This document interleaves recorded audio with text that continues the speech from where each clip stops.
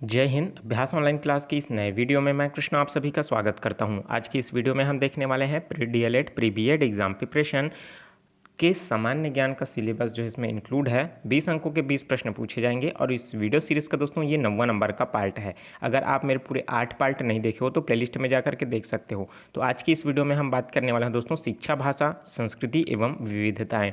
यहाँ से आपका दोस्तों एक क्वेश्चन पूछा जाना है, उसी का हम प्रैक्टिस करने वाले हैं और किस तरीके का प्रश्न पूछा जाएगा आप इस वीडियो में शुरू से लास्ट तक जुड़े रहिए, ठीक है। और जो स्टूडेंट नए हैं चैनल को सब्सक्राइब करके नोटिफिकेशन बेल आता है ज़रूर ऑन कर लीजिएगा।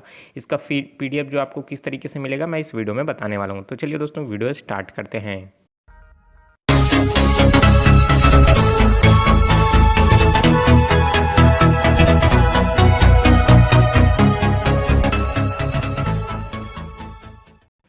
तो दोस्तों सबसे पहला प्रश्न है, प्रौढ़ शिक्षा है किसके लिए है दोस्तों? अशिक्षित प्रौढ़ों के लिए, शाला जाने वाले प्रौढ़ों के लिए, सामान्य प्रौढ़ों के लिए या फिर इन सभी के लिए। तो इम्पॉर्टेंट है दोस्तों, इस सेक्शन से दोस्तों आपको बहुत ही कठिन सा सवाल लग सकता है, लेकिन अगर आप कंटिन्यू जुड़े रहेंगे मेरे साथ तो वीडियो क्वेश्चन जो है आपको सरल भी लगेंगे और आंसर जो है आप आसानी से बताने के कंडीशन में भी हो जाएंगे। क्योंकि दोस्तों आपने अभी बीएड किया नहीं है, डीएड किया नहीं है, तो जैसे ही कर लेंगे तो इन्हीं सब के बारे में आपको उनके सिलेबस जो पाठ्यक्रम है उसमें इंक्लूड है, ठीक है। तो प्रौढ़ जो शिक्षा है वो किसके लिए है दोस्तों? जो है अप्रशिक्षित प्रौढ़ों के लिए है, ठीक है। मतलब जो अप्रशिक्षित हैं और प्रौढ़ हैं, अर्थात दोस्तों वो सामान्य युवावस्था को पार कर चुके हैं, उसे ही तो प्रौढ़ कहा जाता है। तो उन्हीं अशिक्षितों के लिए ही प्रौढ़ शिक्षा लाया गया है, ठीक है।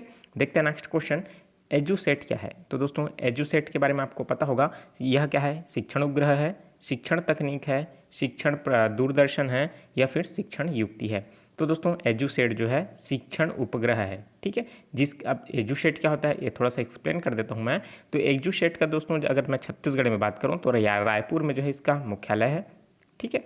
जहाँ पास से अलग अलग क्षेत्रों में, जैसे आप रायपुर में बैठ करके उनके द्वारा वीडियो कॉन्फ्रेंसिंग की वीडियो जो है लेक्चर को आप अटेंड कर सकते हो, जगदलपुर में बैठ करके भी, अंबिकापुर में भी बैठ करके भी, रायपुर के में भी बैठ करके, बिलासपुर में, ठीक है। अलग अलग जगह बैठ करके एक ही लेक्चर को एक ही समय पर जो है अलग अलग जगह प्रसारित किया जाता है। किसके जरिए दोस्तों? एजुसेट के उपग्रह के थ्रू, ठीक है। तो यही क्या कहलाता है? एजुसेट कहलाता है, ठीक है। तो शिक्षण उपग्रह है एक प्रकार का, ठीक है। तो ये क्या हो जाएगा? Option number A is a correct answer, ठीक है। देखते हैं नेक्स्ट क्वेश्चन, पंडित मदन मोहन मालवीय राष्ट्रीय शिक्षक एवं शिक्षण मिशन एक खाली स्थान है। केंद्रीय से क्षेत्र की योजना, राज्य क्षेत्र की योजना, संयुक्त क्षेत्र की योजना या फिर इनमें से कोई नहीं। तो यह जो योजना है दोस्तों केंद्र क्षेत्र के लिए तैयार किया गया है और यह केंद्रीय क्षेत्र की योजना है। तो option number A is a correct answer. देखते हैं नेक्स्ट क्वेश्चन, गांधी प्लान किससे संबंधित है? तो Gandhi plan John Mathai, M Visvesvaraya, Shriman Narayan या इनमें से कोई नहीं। तो गांधी जो प्लान है वो जो नारायण हैं उनके द्वारा जो है प्रस्तावित किया गया था, उन्हीं से रिलेटेड जो है गांधी प्लान को लाया गया था। तो option number C is a correct answer. दोस्तों घबराइएगा नहीं क्वेश्चन को देख करके, इसमें इस सेक्शन से ऐसे ही कठिन प्रश्न थोड़ा सा आपको लग सकते हैं, ठीक है। देखते हैं नेक्स्ट क्वेश्चन, सतत एवं समग्र मूल्यांकन प्रक्रिया किस संस्था द्वारा लागू की गई है? तो दोस्तों सतत एवं समग्र मतलब, सतत मतलब क्या होता है? रेगुलर, ठीक है, कंटिन्यू। समग्र मतलब प्रत्यक्ष रूप से उसका मूल्यांकन करना है। तो यह जो है किस संस्था के द्वारा लागू की गई है? तो यह दोस्तों CBSE, central board of education, इनकी ओर से, या फिर यूजीसी यूनिवर्सिटी ग्रांट कमीशन, या फिर एससीईआरटी स्टेट काउंसिल ऑफ जो एजुकेशन है उसकी ओर से, या फिर इग्नू इंदिरा गांधी जो एग्रीकल्चर है सॉरी इंदिरा गांधी यूनिवर्सिटी है उनकी ओर से, या फिर दोस्तों इनमें चारों में से कौन सा होगा आपको बताना है। तो सतत एवं समग्र मूल्यांकन यह जो लाया गया है वो यूजीसी की ओर से लाया गया है, ठीक है। यूजीसी क्या होता है? जितने भी यूनिवर्सिटीज़ हैं उनको चलाने का जो कंट्रोल होता है इन्हीं के हाथों में होता है, ठीक है। चाहे आप कोई भी कॉलेजेस की बात कर लो, सिर्फ यूजीसी के अंडर ही वो आते हैं, ठीक है, यूनिवर्सिटी ग्रांट कमीशन, ठीक है। तो option number B is a correct answer. देखते हैं नेक्स्ट क्वेश्चन, शांति निकेतन की स्थापना की गई है, किनके द्वारा की गई है दोस्तों? आपको जरूर इसका आंसर पता होगा, ठीक है। बहुत ही कॉमन सा है, आपने बचपन में 6वीं 7वीं 8वीं में आपने इनको पढ़ा होगा। तो स्वामी विवेकानंद के द्वारा, अरविंद घोष के द्वारा, रविंद्रनाथ टैगोर के द्वारा या फिर स्वामी दयानंद के द्वारा। तो इसका राइट आंसर क्या हो जाएगा दोस्तों? स्वामी विवेकानंद के द्वारा जो है शांति निकेतन की स्थापना की गई थी, ठीक है। तो option number A is the correct answer. दोस्तों मुझे कमेंट करके आप मुझे ये बताइए कि स्वामी विवेकानंद की प्रमुख जो कहा जाए तो उसकी सिस्टर थी, उनका नाम क्या था। बहुत सब प्रश्न है, बहुत बार पूछा जा चुका है। ठीक है, देखते हैं नेक्स्ट क्वेश्चन। जाति एवं वर्ण की प्रमुख अंतर क्या है। तो जाति एवं वर्ण में, इनमें दोनों में प्रमुख अंतर क्या है कि जातियाँ सीमित हैं जबकि वर्ण जो है असीमित है। जातियाँ केवल 4 हैं जबकि वर्ण बहुत सारे हैं।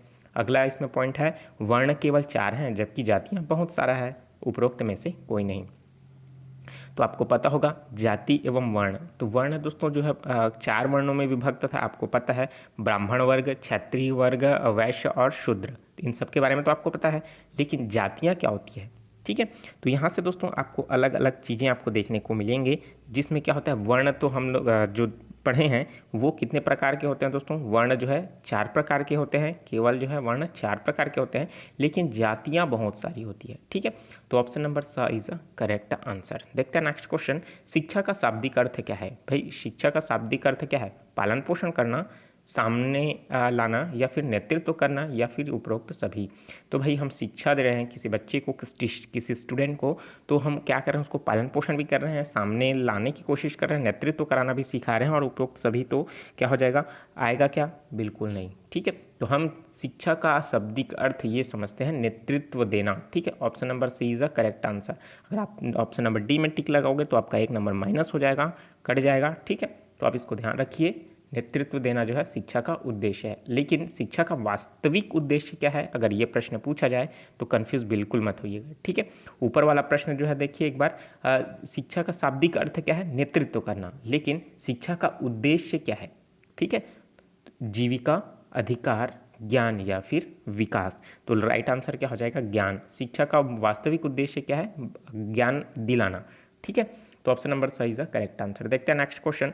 शिक्षा मनोविज्ञान का महत्व क्या है। तो शिक्षा मनोविज्ञान का महत्व क्या है दोस्तों, विद्यार्थियों की कमजोरियों का ज्ञान प्राप्त करने में, विद्यार्थियों को समझने में, विद्यार्थियों को उत्प्रेरित करने में, या फिर उपरोक्त सभी। तो शिक्षा मनोविज्ञान एक बहुत ही इंपॉर्टेंट सब्जेक्ट है दोस्तों, बहुत ही इंटरेस्टिंग सब्जेक्ट है। अगर आप इसे पढ़ोगे मन से, अच्छे से समझ करके, तो बहुत ही पूरी जो दोस्तों आपकी जीवन जीने की कला, जीवन बचपन से लेकर के वृद्धावस्था तक की सारी जो है दोस्तों मोह माया, इन सब के बारे में पूरी जानकारी आपको दोस्तों इस मनोविज्ञान में देखने को मिलेगा। ठीक है, फेस रीडिंग का जो आप जानते हो, किसी के चेहरे देख के उसके मनोभाव को समझना, इन सब के बारे में इसके अंतर्गत आता है। ठीक है, बहुत ही काफ़ी इंटरेस्टिंग सब्जेक्ट है मेरे लिए, तो मुझे बहुत अच्छा लगता है। ठीक है, देखते हैं इसमें शिक्षा मनोविज्ञान का महत्व इसमें क्या है।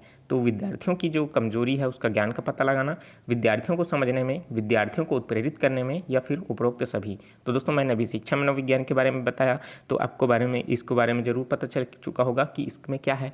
तो उपरोक्त सभी जो जानकारी है इसमें आपको देखने को मिलेगा। ठीक है, देखते हैं नेक्स्ट क्वेश्चन। शिक्षा के लिए उपयुक्त क्या है। तो शिक्षा का उपयुक्त लिए क्या है, सेमेस्टर पद्धति, वर्तमान परीक्षा पद्धति, संयुक्त परीक्षा पद्धति, या फिर वस्तुनिष्ठ प्रश्न पत्र। तो इसके लिए दोस्तों राइट आंसर क्या हो जाएगा, सेमेस्टर पद्धति।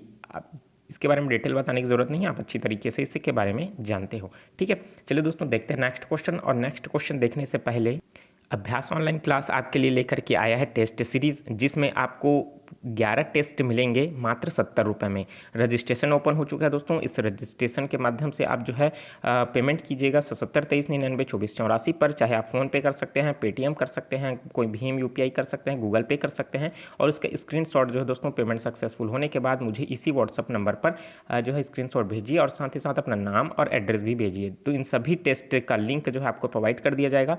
शिक्षण अभिरुचि, मानसिक योग्यता, हिंदी, अंग्रेजी, सामान्य ज्ञान के सभी 2-2 टेस्ट आपको देखने को मिलेगा, और प्रत्येक क्वेश्चन जो है आपको 30-30 क्वेश्चन आप उसमें देखने के लिए मिलेगा, और इसमें कोई भी माइनस मार्किंग नहीं है। आप अपने हिसाब से दोस्तों जो है टेस्ट दिला सकते हैं, जो टेस्ट आप पहले दिलाना चाहे उससे पहले दिला सकते हैं। ठीक है, सिंपल सा दोस्तों, जितने भी क्वेश्चन इसमें बताए गए हैं सब सेलेक्टेड क्वेश्चन है, व्यापम के तर्ज पर तैयार किया गया है, और इस टेस्ट को दिलाने के पश्चात दोस्तों आप अपना लेवल समझ सकते हैं कि आपका प्रिपरेशन कितना हुआ है। जितने भी क्वेश्चन दिया हूँ सब इंपॉर्टेंट है। ठीक है, तो इस टेस्ट सीरीज़ को ज़रूर ज्वाइन कीजिए दोस्तों। रजिस्ट्रेशन ओपन है, बहुत ही जल्द जो दोस्तों एग्ज़ाम भी निकट आ चुका है, तो आप इसको ज़रूर परचेस कीजिए। चलिए देखते हैं नेक्स्ट क्वेश्चन। तो प्रश्न है दोस्तों अगला, भारत देश की प्रथम भाषा कौन सी है? तो भारत देश की प्रथम भाषा क्या है? पाली, संस्कृत, प्राकृत या फिर इनमें से कोई नहीं। तो इसके लिए राइट आंसर क्या हो जाएगा? भारत की सबसे प्राचीनतम भाषा क्या है? संस्कृत भाषा है, ठीक है, देवनागरी भाषा, देव भाषा के नाम से भी इसे जाना जाता है। तो option number B is the correct answer. देखते हैं नेक्स्ट क्वेश्चन, बोलने वाली की जो संख्या है इसकी दृष्टि से हिंदी भाषा का विश्व में कौन सा स्थान है? अगर हम लोग देखें दोस्तों सबसे ज़्यादा बोली जाने वाली भाषा, तो सबसे ज़्यादा बोली जाने वाली भाषा मंदारी भाषा को कहा जाता है, ठीक है, तो मंदारी है। लेकिन हिंदी कौन सा नंबर पर आता है भाई? हमें तो ये भी पता होना चाहिए, दूसरा, चौथा, पहला या फिर तीसरा। तो इसके लिए दोस्तों राइट आंसर क्या हो जाएगा? जो हिंदी बोली जाने वाली जो भाषा है वो तीसरे नंबर पर आता है। तो option number D is the correct answer. देखते हैं नेक्स्ट क्वेश्चन, हिंदी शब्द किसका दिया हुआ है? तो हिंदी शब्द आर्यों का, यूनानियों का, ईरानियों का या फिर तुर्कियों का है? तो इसमें राइट आंसर क्या हो जाएगा? तो हिंदी शब्द जो दिया गया है वो ईरानियों के द्वारा दिया गया है। तो option number C is the correct answer. देखते हैं नेक्स्ट क्वेश्चन, निम्नलिखित में से कौन सा राज्य अपने यहाँ प्रायः शिक्षा पर सर्वाधिक पैसा व्यय करती है? मतलब ऐसा कौन सा राज्य है जो अपना एजुकेशन सेक्टर में सबसे ज़्यादा पैसा इन्वेस्ट करता है? ठीक है, महाराष्ट्र, केरल, गुजरात या फिर तमिलनाडु। आपको पता होगा दोस्तों सबसे ज़्यादा साक्षरता की स्तर कहाँ पास है दोस्तों? सबसे ज़्यादा वो है केरल, क्योंकि केरल में जो है शिक्षा के लिए सर्वाधिक पैसा व्यय करता है। तो option number B is the correct answer. अगर इसी को सोच रहे थे तो बिल्कुल सही सोच रहे थे। देखते हैं नेक्स्ट क्वेश्चन, आगरबन में संस्कृति को दो भागों में बांटा गया है। किसमें किसमें बांटा गया है दोस्तों? भौतिक एवं अभौतिक संस्कृति में, भौतिक व सामाजिक संस्कृति में, अभौतिक एवं भौगोलिक संस्कृति में, भौतिक व आर्थिक संस्कृति में। तो आगरबन में जो है दोस्तों संस्कृति को दो अलग अलग भागों में बांटा गया है। तो किसमें किसमें बांटा गया है? तो भौतिक व अभौतिक संस्कृति में बांटा गया है। तो option number A is the correct answer, ठीक है। देखते हैं नेक्स्ट क्वेश्चन, भारत में 2015-16 में कृषि विश्वविद्यालयों की संख्या कितनी थी? तो पूरे भारत की बात कही जा रही है जिसमें कृषि विश्वविद्यालयों की जो संख्या है दोस्तों वो कितनी है? 37, 64, 39 या फिर 38? तो दोस्तों 15-16 की कंडीशन में दोस्तों 64 अर्थात 64 जो संख्याएं थी विश्वविद्यालयों की संख्या थी, ठीक है। और उसी तरीके से छत्तीसगढ़ की बात करें दोस्तों, छत्तीसगढ़ कृषि विश्वविद्यालय, ठीक है, जिसको कामधेनु विश्वविद्यालय के नाम से भी जाना जाता है, उसका मुख्यालय कहाँ है? दुर्ग में स्थित है, ठीक है। आप इसको याद रखिए, यहाँ से प्रश्न पूछता है, ठीक है। कामधेनु विश्वविद्यालय कहाँ है? दुर्ग में स्थित है। और अगर पर्टिकुलर दुर्ग का कौन सा जगह बोला जाएगा तो अंजोरा, ठीक है, अंजोरा में जो है दुर्ग विश्वविद्यालय कामधेनु विश्वविद्यालय स्थित है। देखते हैं नेक्स्ट क्वेश्चन, शिक्षा के अधिकार को जीवन के अंतर्गत भारतीय सर्वोच्च न्यायालय में निम्नलिखित में से किस वाद से में सम्मिलित किया गया है? तो यूपी राज्य बनाम अब्दुल समद, मोहिनी जैन बनाम कर्नाटक राज्य, Frank Anthony public school employees association बनाम भारत, या फिर रामानुज बनाम तमिलनाडु राज्य 1961। तो दोस्तों जब भी कोई विवाद की स्थिति आ जाती है तब आपको बनाम वाला जो शब्द है देखने को मिलता है, ठीक है, जिसे इंग्लिश में वर्सेस के नाम से जाना जाता है, ठीक है। तो शिक्षा का जो अधिकार है वो जीवन के अंतर्गत, इसको लेकर के सर्वोच्च न्यायालय में केस दायर हुआ था, जिसके तहत ये जो है इसे सम्मिलित किया गया जीवन के अंतर्गत, इसको अनिवार्य मानते हुए। वो किसके तहत माना गया? मतलब किन दो बीचों में इनमें विवाद था, ये प्रश्न पूछा जा रहा है। प्रश्न तो काफ़ी घुमावदार है, ठीक है। तो इसमें दोस्तों राइट आंसर क्या हो जाएगा? पूरी तरीके से वो हो जाएगा फ्रेंच एंथनी जो पब्लिक स्कूल है, ठीक है, उसका एम्पेलिज्म एसोसिएशन पूरा नाम है इसका। और जो उसके साथ जो है इंडिया का, अगर इन दोनों के बीच जो है समस्याएं जो है भारत सरकार के बीच तो हुई थी, तो जिसमें सर्वोच्च न्यायालय ने इस पर निर्णय लेते हुए जीवन के अंतर्गत यह जो नियम है, कानून है, उसे लागू किया गया था, ठीक है। देखते हैं नेक्स्ट क्वेश्चन, रीट शब्द किस भाषा का है? रीट जारी करना, इसके बारे में तो आपने तो सुना ही होगा, कॉन्स्टिट्यूशन का इंपॉर्टेंट शब्द है रीट। तो रीट जारी करना कौन सा शब्द है? अंग्रेजी, लैटिन, ग्रीक या फिर फ्रेंच?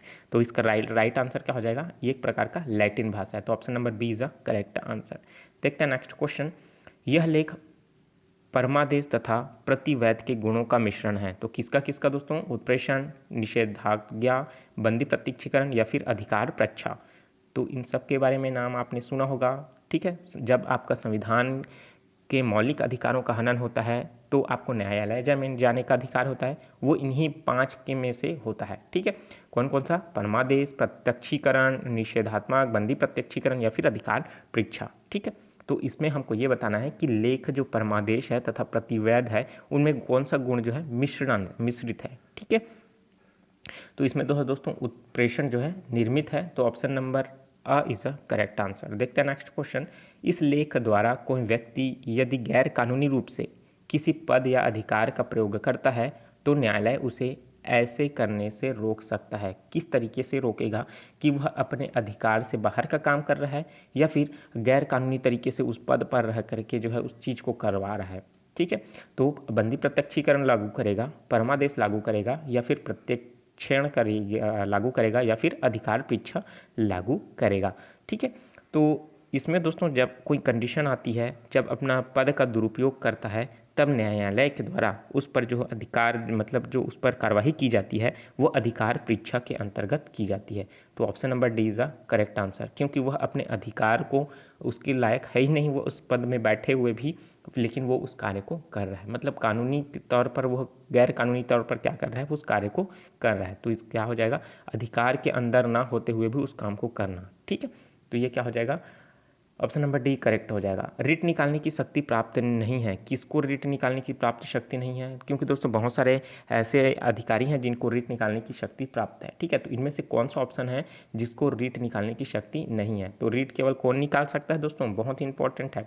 ऑप्शन देख लेते हैं, उच्चतम न्यायालय, जिला एवं उच्च न्यायालय, उच्च न्यायालय या फिर उपरोक्त में से सभी को। ठीक है, तो दोस्तों शक्ति जो है रिट निकालने का वो दोस्तों किससे है, जिला एवं जो है सत्र न्यायालय, इसको जो है दोस्तों पूरी तरीके से रिट प्राप्त करने की निकालने की जो शक्ति है प्राप्त नहीं है। ठीक है, तो बाकी उच्चतम न्यायालय एवं उच्च न्यायालय को दोस्तों पूरी तरीके से अधिकार जो है दिया हुआ है रिट निकालने के लिए। देखते हैं नेक्स्ट क्वेश्चन। भारत में राज्य पुनर्गठन का मुख्य आधार क्या है। जो राज्यों का पुनर्गठन होता है, नया राज्य बनना, भाषा, धर्म, जाति या फिर प्रादेशिकता। तो अब तक जितने भी हुए हैं दोस्तों राज्यों का पुनर्गठन, तो सब जो भाषा के आधार पर ही हुआ है। ठीक है, जैसे सबसे पहले जो क्या हुआ था, भाषा के आधार पर गठित होने वाला अगर राज्य पूछे तो किसे कहा जाता है, आंध्र प्रदेश को कहा जाता है। ठीक है, वहाँ तमिल और तेलुगु की कन्फ्यूज़न की वजह से दोस्तों तेलुगु को इम्पोर्टेंट देते हुए उन्होंने अलग राज्य की मांग की। ठीक है, क्योंकि वहाँ की राजकीय भाषा तेलुगु और चलने वाला जो है तमिल, इन दोनों में कन्फ्यूज़न होता था, उनमें लोगों के बीच जो है समस्याएं सामने आती थी कागजी कार्यवाही के दौरान। ठीक है, तो इस आधार पर जो है भाषा के आधार पर गठित होने वाला पहला राज्य जो है आपका आंध्र प्रदेश है। ठीक है, तो option number A is a correct answer. देखते हैं next question. Business and politics in India कृति के लेखक कौन है। अर्थात दोस्तों बुक है business and politics in India, इसके लेखक कौन है, Norman D Palmer, Morris Jones, वायरमर जो विनर है वो, या फिर स्टैनली कोचनिक। तो इसके लिए दोस्तों राइट आंसर क्या हो जाएगा, Stanley Kochanek. Option number D is a correct answer. ठीक है, तो दोस्तों बुक, राइटर, इन सबको भी आपको याद रखना होगा। यहाँ से प्रश्न कभी ना इस एग्जाम में भले ना पूछे, लेकिन बहुत सारे कॉम्पिटिशन एग्जाम है, व्यापम तो पूछता ही है। ठीक है, देखते हैं नेक्स्ट क्वेश्चन। निम्नलिखित में से कौन सा देश जो परंपरावादी दबाव समूह नहीं माना जाता, कौन सा है, विश्व हिंदू परिषद, बजरंग दल, फिक्की या फिर नाडार जाति संघ। तो इसके लिए दोस्तों राइट आंसर क्या हो जाएगा, FICCI. Option number C is the correct answer. दोस्तों जो स्टूडेंट नए हैं, चैनल को सब्सक्राइब नहीं किए हैं, बिल्कुल चैनल को सब्सक्राइब करके नोटिफिकेशन बेल आता है जरूर ऑन कर लीजिएगा। ठीक है, चलिए, और वीडियो अच्छा लग रहा है दोस्तों, वीडियो को जरूर लाइक जरूर कीजिएगा। देखते हैं नेक्स्ट क्वेश्चन। राष्ट्रीय मोर्चे की जो गठबंधन है, सरकार का नेतृत्व किसने किया है। तो किसने किया है, चंद्रशेखर ने, इंद्र कुमार गुजराल ने, या फिर वीपी सिंह ने, या फिर पीवी नरसिम्हा ने। तो राइट आंसर क्या हो जाएगा, VP Singh. Option number C is the correct answer. देखते हैं नेक्स्ट क्वेश्चन। कौन सा दल राष्ट्रीय राजनीतिक गठबंधन का घटक नहीं है। तो दोस्तों राष्ट्रीय दल राजनीति का गठबंधन का जो गठन है घटक कौन सा नहीं है, मतलब राजनीति जनता दल, समता पार्टी या फिर अन्ना मुद्रक। तो राष्ट्रीय जनता दल जो है इस गठबंधन का घटक नहीं है। तो option number A is the correct answer. देखते हैं next question. Caste in India politics कृति के लेखक कौन है। तो कास्ट इन इंडिया पॉलिटिक्स के लेखक कौन है दोस्तों, इसका राइट आंसर मैं बता देता हूँ, वो है रजनी कोठारी। तो option number C is the क्या हो जाएगा, करेक्ट आंसर। ठीक है, देखते हैं नेक्स्ट क्वेश्चन। जाति और राजनीति की अंतःक्रिया के संदर्भ में रजनी कोठारी ने जाति प्रथा के कितने रूप को प्रदर्शित किया है या फिर प्रस्तुत किया है? तो दोस्तों जाति एवं राजनीति के दोनों अंतःक्रिया, मतलब जाति भी है और राजनीति है। तो भाई राजनीति जाति में किस तरीके से इंक्लूड है और जाति जो है राजनीति में किस तरीके से इंक्लूड है, इन दोनों की क्रियाओं के बारे में अंतर्निहित होती है, उसके बारे में रजनी कोठारी ने उसके कितने प्रकारों को बताया गया है? 2, 3, 4 या फिर 6। तो इसके लिए राइट आंसर क्या हो जाएगा? 3 प्रकारों को दोस्तों वो प्रस्तुत किया है। ठीक है, 3 प्रथाओं को। तो option number B is a correct answer. देखते हैं नेक्स्ट क्वेश्चन। जाति प्रथा में निम्नांकित रूप से चर्चा की जाने वाली रजनी कोठारी ने नहीं की है। तो भाई उसने 3 ही चीज़ को कहा है। ठीक है, चौथा तो कहा ही नहीं है। जाति व्यवस्था एवं लौकिक रूप, जाति व्यवस्था में एकीकरण रूप, जाति व्यवस्था एवं सांस्कृतिक रूप, जाति व्यवस्था का चैतन्य रूप। तो इसके लिए राइट आंसर क्या हो जाएगा? जाति व्यवस्था एवं सांस्कृतिक रूप। Option number C is the correct answer, जो कि रजनी कोठारी के द्वारा नहीं कहा गया है। ठीक है, नहीं कहा गया है, बाकी 3 को कहा गया है। जो 3 प्रकार मैंने ऊपर में क्वेश्चन में मैंने बताया, जो 3 रूप उसने प्रस्तुत किया था वो यही है: जाति व्यवस्था का लौकिक रूप, जाति व्यवस्था का एकीकरण रूप और जाति व्यवस्था का चैतन्य रूप। ठीक है, देखते हैं नेक्स्ट क्वेश्चन। किसने पुराना समाज नई राजनीति व्यवस्था के करीब लाया है? तो किसने है दोस्तों जो पुराना समाज को नई राजनीति व्यवस्था के करीब लाया है? तो जाति के राजनीतिकरण, जाति के सांस्कृतिकरण, जाति के बाहरीकरण या फिर जाति के लौकिककरण। ठीक है, तो इसके लिए राइट आंसर क्या हो जाएगा? जाति का जो राजनीतिकरण है उसी के तरीके से वो जो है नया रूप धारण कर लिया और नई जाति के व्यवस्था के अंतर्गत यह शामिल हो गया है। ठीक है, देखते हैं नेक्स्ट क्वेश्चन। अंग्रेजों की भारत में फूट डालो और शासन करो की जो नीति है उसका परिणाम क्या है? आतंकवाद, साम्यप्रदायवाद या फिर राजनीति का अपराधीकरण या फिर राजनीति में हिंसा। तो आप समझ रहे हो, फूट डालो एवं शासन करो, तो कहीं ना कहीं इसके बारे में हमें पता है और ये इस किस चीज़ को परिणाम को इंगित करता है? तो यह दोस्तों संप्रदायवाद को जो है पूरी तरीके से इंगित करता है। तो option number B is a correct answer हो जाएगा। देखते हैं नेक्स्ट क्वेश्चन। किसका मत है कि बजाय राजनीति पर जाति के हावी होने के लिए जाति का राजनीतिकरण हो जाता है? तो किनके द्वारा दोस्तों ये कहा गया है? तो ये भी रजनी कोठारी के द्वारा ही कहा गया है। तो option number B is a correct answer. दोस्तों जाति और जो आयोग है उनसे रिलेटेड बहुत सारी जितने भी क्वेश्चन अधिकतर का आंसर जो आपको रजनी कोठारी ही देखने को मिलेगा। ठीक है, तो आप इस नाम को याद रखिए। देखते हैं नेक्स्ट क्वेश्चन। किस अधिनियम द्वारा सांप्रदायिक आधार पर पृथक चुनावों का प्रावधान किया गया है? तो किस अधिनियम द्वारा दोस्तों सांप्रदायिक आधार पर पृथक चुनाव का प्रावधान किया गया है? तो वो किया गया है 1909 भारत सरकार अधिनियम। ठीक है, तो option number B is a correct answer. आप कंफ्यूज ना हो इसलिए मैंने इसको डायरेक्ट बताया है। ठीक है, देखते हैं नेक्स्ट क्वेश्चन। आनंदपुर साहिब प्रस्ताव निम्नलिखित में से किससे संबंधित है? तो आनंदपुर साहिब प्रस्ताव जो है किससे संबंधित है? जातिवाद से, संप्रदायवाद से, क्षेत्रीयवाद से या फिर आतंकवाद से? तो इसके लिए दोस्तों राइट आंसर क्या हो जाएगा? क्षेत्रीयवाद से रिलेटेड है आनंदपुर साहिब प्रस्ताव। ठीक है, तो option number C is a correct answer. देखते हैं नेक्स्ट क्वेश्चन। भूमिपुत्र की धारणा किससे संबंधित है? तो भूमिपुत्र की जो धारणा है किससे संबंधित है? जातिवाद से, संप्रदायवाद से, क्षेत्रीयतावाद से या फिर भाषावाद से? तो इसके लिए दोस्तों राष्ट्रीय आंसर क्या हो जाएगा? क्षेत्रीयवाद। ठीक है, तो option number C is the correct answer हो जाएगा। देखते हैं नेक्स्ट क्वेश्चन। कौन प्रतिवेदन जो राजनीति है और शासन है इन दोनों के अपराधीकरण पर प्रकाश डालता है? तो राजरामन्ना जो समिति प्रतिवेदन है वो, या फिर गोरवाला प्रतिवेदन है वो, या फिर वोरा समिति प्रतिवेदन, या फिर ठक्कर आयोग प्रतिवेदन? इसके बारे में दोस्तों आपको कन्फ्यूज़न हो रहा होगा या फिर इनके बारे में आपको डिटेल नहीं पता होगा, तो दोस्तों बिल्कुल घबराने की ज़रूरत नहीं है। ठीक है, अगर याद नहीं होता तो कोई भी टेंशन ना लीजिए। ठीक है, धीरे धीरे आप पढ़ोगे तो आपको पता चलते जाएगा। ठीक, जिसमें दोस्तों राजनीति जो चलता है वो, जिसमें क्या होता है मंत्री सब इंक्लूड हैं, और प्रशासन, ये तो आपको राजनीति पता चल गया। प्रशासन जिसमें सरकारी जो ऑफिसर हैं वो, इन दोनों के जो अधिकारी मतलब अपराधीकरण है इस पर प्रकाश डालता है। कौन जो है डालता है? इसके बारे में डिस्कस किया गया था बहुत पहले। ठीक है, स्टार्टिंग में। तो इसका जो है दोस्तों कौन सा प्रतिवेदन है?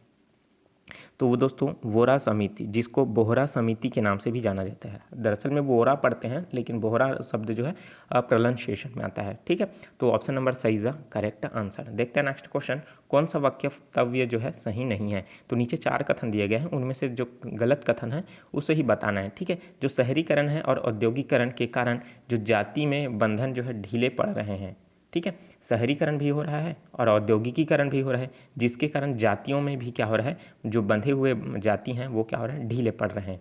उसी तरीके से दूसरा बोल रहा है कि राजनीति जो है जाति को लीक से हटा करके नया प्रदर्शन दे रहा है। या फिर ऑप्शन नंबर स है, चुनाव की राजनीति के कारण जाति के बंधन फिर से मजबूत हो रहे हैं। या चौथा है, जातिवाद राष्ट्रीय एकता एवं लोकतंत्र के लिए वरदान है। तो आप थोड़ा सा सोचिए कि इसमें से कौन सा जो कथन है वो गलत कथन है, क्योंकि दोस्तों जितना ज़्यादा प्रेशर आप अपने दिमाग में लगाएंगे ना, उतना ही ज़्यादा इंपॉर्टेंट होते जाएगा आपका थिंकिंग सोच, ठीक है। क्योंकि यही प्रश्न इसी तरीके से अगर कोई वहाँ आ जाता, ठीक है, कहाँ, व्यापम में, ठीक है, तो आप इसमें से किसे टिक लगाते, सोचिए थोड़ा सा, आपको पता चल जाएगा कौन सा वक्तव्य जो है सही नहीं है। सिंपल सा है, आपको जाति, समाज, शहरीकरण, औद्योगिकीकरण, उसमें आपको चुनाव को इंक्लूड कर दिया गया है, तो उसी के आधार पर हमको इसको बताना है, ठीक है। और जो इसमें क्या है, सही नहीं है, ठीक है। तो इसके लिए दोस्तों जो आपका जातिवाद है, राष्ट्रीय एकता है एवं लोकतंत्र के लिए क्या है, पूरी तरीके से वरदान है, ठीक है। तो ये क्या हो जाएगा, option number D is the correct answer. देखते हैं नेक्स्ट क्वेश्चन, और ये क्वेश्चन आपके लिए, इसका आंसर मैं नहीं बताऊंगा, नीचे आपको कमेंट बॉक्स में देना है, ठीक है। नक्सली हिंसा में निम्नलिखित में से कौन सा संबंध नहीं है। नक्सली हिंसा में निम्नलिखित में से किसका संबंध नहीं है। आपको पता है नक्सली जंगल में रहने वाले वे व्यक्ति जिनकी कुछ मांगे एवं कुछ सरकार से विरोध में, ठीक है, उनके द्वारा हिंसात्मक कार्य किए जाते हैं, वही क्या कहलाते हैं, नक्सली कहलाते हैं, ठीक है। तो उनके लिए दोस्तों निम्नलिखित में से कौन सा संबंध है, भारतीय साम्यवादी दल, साम्यवादी मार्क्सवादी दल, भारतीय कम्युनिस्ट पार्टी माओवादी, या फिर उपरोक्त सभी। तो निम्नलिखित में से किसका संबंध है नक्सली हिंसा में, ठीक है। तो उन्हीं पार्टी का नाम बताना है, अगर है सभी का तो उपरोक्त सभी में आपको टिक लगाना है। किसी पार्टी का नाम पता है तो उसको दोस्तों कमेंट करके बताना है, ठीक है। वीडियो कैसा लगा दोस्तों कमेंट करके ज़रूर बताइएगा, क्योंकि आपके प्रिपरेशन के लिए काफ़ी मेहनत मैं कर रहा हूँ, ठीक है। वीडियो अच्छा लगा तो क्योंकि दोस्तों लाइक ज़रूर कीजिए, क्योंकि आपके लाइक से ही हमें मोटिवेशन मिलता है अच्छे अच्छे वीडियो आपके लिए प्रोवाइड करने के लिए। एग्ज़ाम भी दोस्तों काफ़ी निकट आ चुका है, और जो स्टूडेंट परचेस नहीं किए हैं टेस्ट सीरीज़ को ज़रूर ज्वाइन कर लीजिए, रजिस्ट्रेशन ओपन है बहुत ही जल्द जो दोस्तों। और टेस्ट लिंक आपको अगर जल्दी परचेस करते हैं तो बहुत जल्द आपको पूरे टेस्ट आपको दिलाने के लिए मिलेगा, ठीक है। जितना ज़्यादा अगर लेट करोगे दोस्तों तो 11 टेस्ट है और सब शायद आपको समय ना मिले, ठीक है। तो आप ज़रूर उसको परचेस कीजिए। और अन्य जो वीडियो हैं दोस्तों उसके लिए मैंने नीचे डिस्क्रिप्शन में लिंक दे रखा है, वहाँ से चेकआउट कर लीजिए, या फिर प्लेलिस्ट स्टोर में भी जा करके देख सकते हैं। प्लेलिस्ट तैयार है आपके लिए, इसका PDF जो है आप मेरे टेलीग्राम चैनल अभ्यास ऑनलाइन क्लास से डाउनलोड कर सकते हैं। www.abhyasgk.com विजिट करके भी आप इस अच्छे पोस्ट पढ़ सकते हैं, ठीक है। चलिए दोस्तों मिलते हैं नए वीडियो में नए जानकारी के साथ, तो मुझे दीजिए इजाज़त। Take care, all the best, जय हिंद।